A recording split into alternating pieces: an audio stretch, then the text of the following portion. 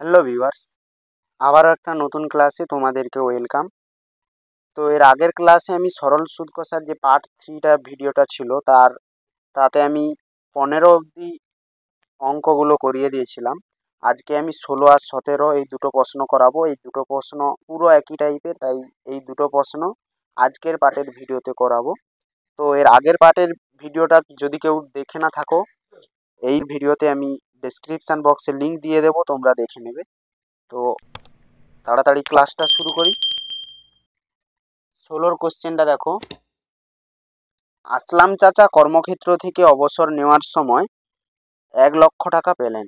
ওই টাকার কিছুটা ব্যাংকে ও বাকিটা পোস্ট অফিসে জমা রাখেন এবং প্রতি বছর সুদ বাবদ মোট 5,400 টাকা পান। ব্যাংকের ও পোস্ট অফিসের বার্ষিক সরল সুদের হার যদি যথাক্রমে 5% এবং 6% হয়, তবে তিনি কোথায় কত টাকা জমা রেখেছিলেন? এটা করতে হলে কি করবে?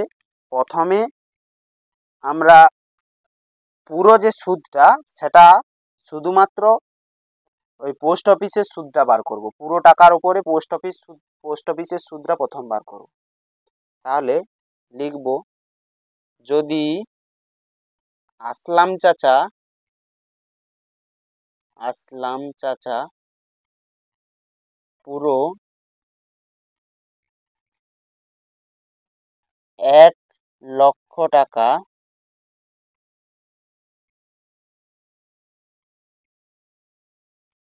একক দশক শতক হাজার অযুত লক্ষ, সরি একটা শূন্য বাদ যাবে। 1 লক্ষ টাকা পোস্ট অফিসে জমা রাখতেন। পোস্ট অফিসে জমা রাখতেন। তাহলে তিনি প্রতি বছর সুদ বাবদ পেতেন কিভাবে? আসল হচ্ছে 1 লক্ষ, একক দশক শতক হাজার অযুত লক্ষ, ইন্টু টি হচ্ছে 1 বছর, যেহেতু প্রতি বছর যেহেতু 1 ধরবো, আর এখানে বার্ষিক সরল সুদের হার 6% পোস্ট অফিসে বাই 100। ক্যান্সেল করো, দেখো 1000 ইন্টু 6 6,000 টাকা। তাহলে পোস্ট অফিসে পুরো টাকাটা জমা রাখলে সুদ হয় 6,000 টাকা, কিন্তু দুটো টাকা তিনি যদি ভাগ করে রাখেন তাহলে 5,400 টাকা সুদ পান। তাহলে অতএব তিনি এই ক্ষেত্রে পোস্ট অফিসে পুরো টাকা জমা রাখলে, পোস্ট অফিসে পুরো আসলটা জমা রাখলে প্রতি বছরে সুদ বাবদ বেশি পেতেন। প্রতি বছরে সুদ বাবদ বেশি পান সমান 6,000, আর দুটোতে রয়েছে 5,400, বিয়োগ করব। 6,000 মাইনাস 5,400 সমান 600 টাকা। এটা কেন বেশি পায়? যেহেতু পোস্ট অফিসে 6% সরল সুদের হার বার্ষিক, আর 5% এটা। তাহলে এরপরে লিখব, পোস্ট অফিসে ব্যাংকের থেকে বার্ষিক সরল সুদের হার বেশি সমান 6% মাইনাস 5% সমান 1%। তাহলে পোস্ট অফিসে যদি 1 টাকা বাড়তি পেতে হয়, তখন তাকে আসল জমা দিতে হয় 100 টাকা। এই ভাষাটা এরপরে লিখতে হবে। অতএব পোস্ট অফিসে সুদ 1 টাকা বেশি পেতে হলে আসল 100 টাকা। এবার সুদ টাকা বেশি পেতে হলে আসল 100 ইন্টু 600 সমান কি হবে? 4টা শূন্য 6 মানে 60,000 টাকা। তাহলে তিনি পোস্ট অফিসে কত টাকা রেখেছিলেন? 60,000 টাকা। অতএব তিনি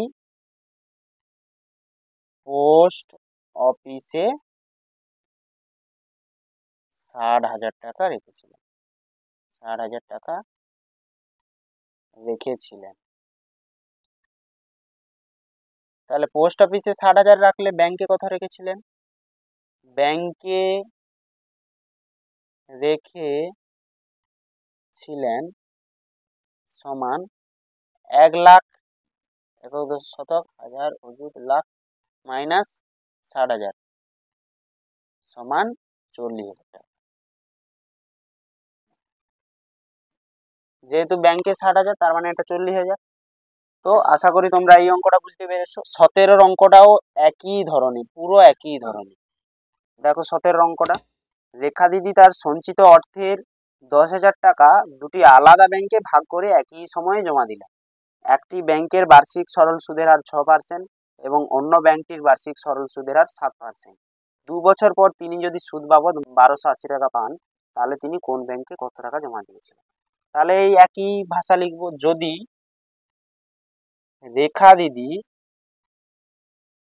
এটা কি হবে? দ্বিতীয় ব্যাংকে, সেকেন্ড ব্যাংকে 10,000 টাকা রাখতেন, তাহলে তিনি, এখানে দেখো 2 বছর পর বলে দেওয়া আছে, মানে এখানে টাইমটা 2 বছর ধরতে হবে। তাহলে তিনি 2 বছরে সুদ পেতেন সমান 10,000, মানে এটা আসল আর টিটা হচ্ছে 2 আর আর হচ্ছে সেকেন্ড ব্যাংকের 7% বাই 100। 0 0 ক্যান্সেল করো, 100 2 200, সাথে 1400 টাকা। কিন্তু তিনি দুটো ব্যাংকে রাখার জন্য কত টাকা পান? 1280 টাকা। অতএব এখানে তাহলে কি লিখবো? সেকেন্ড ব্যাংকে পুরো আসলটা যদি জমা রাখতেন, পুরো আসলটা জমা রাখলে 2 বছরে সুদ বেশি পান। কত বেশি পান? 1400। 2 বছরে আমি সেকেন্ড ব্যাংকে সুদ কত বেরিয়েছে? 1400। আর মোট সুদ দুটো ব্যাংকে মিলিয়ে যে সুদ 1280। তাহলে কত হবে? 0, 10 থেকে 8 বাদ দিলে 2, 3 থেকে 2 বাদ দিলে 120 টাকা। কিন্তু আমাদেরকে এখানে বার করতে হবে 1 বছরে, তাই আমি 1 বছরে লিখব।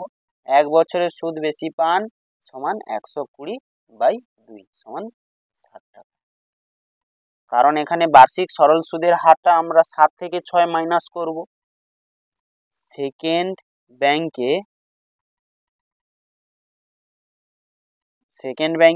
ফার্স্ট ব্যাংকের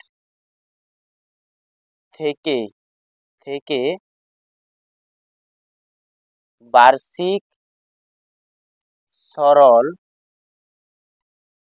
সুদের হার বেশি সমান 7% মাইনাস 6% সমান 1%। 1%টা বেশি বলেই এই 60 টাকাটা বেশি পায় সেকেন্ড ব্যাংক।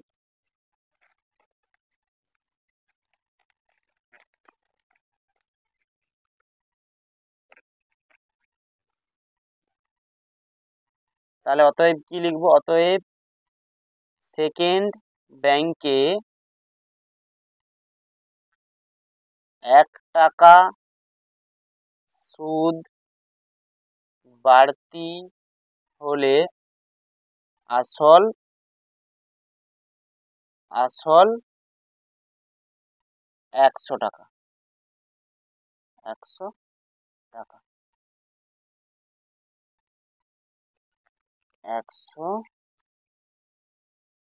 টাকা। তাহলে কত বেরিয়েছে? 60 টাকা বেশি হলো। 60 টাকা সুদ বাড়তি হলে আসল সমান 100 গুণিত 60 সমান 6000 টাকা। অতএব তিনি সেকেন্ড ব্যাংকে, এটাই তো তিনি সেকেন্ড ব্যাংকে রেখেছিলেন, সেকেন্ড ব্যাংকে 6000 টাকা জমা রেখেছিলেন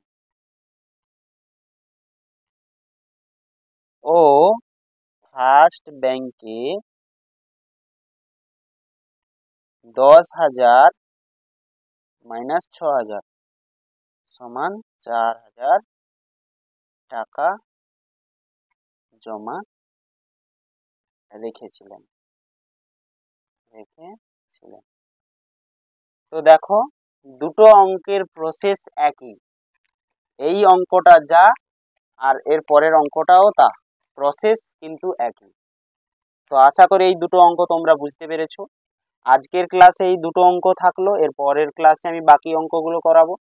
তো ভিডিওটা কেমন লাগলো কমেন্টে জানাবে, ভিডিও ভালো লেগে থাকলে একটা লাইক দেবে এবং চ্যানেলে যদি নতুন হয়ে থাকো চ্যানেলটাকে প্লিজ সাবস্ক্রাইব করবে। তো দেখা হবে পরের ভিডিওতে, ততক্ষণ তোমরা